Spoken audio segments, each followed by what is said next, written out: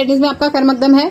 Excise team Rajouri ने inspector Farooq Chaudhary की क़यादत में तहसील नौशेरा के सेरी, दब्बड़, कोठा और मिलहका इलाकों में छापे मारे। छापों के दौरान सरकारी अराजी से 210 किलो लाहन 5 लीटर नाजायज शराब बरामद करके मौके पर तल्फ कर दी गई।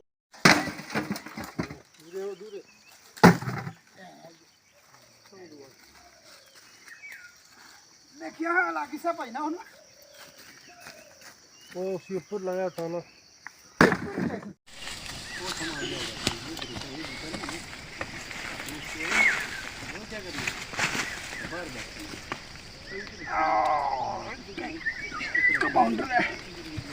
कमांडर बड़ा पक्का है।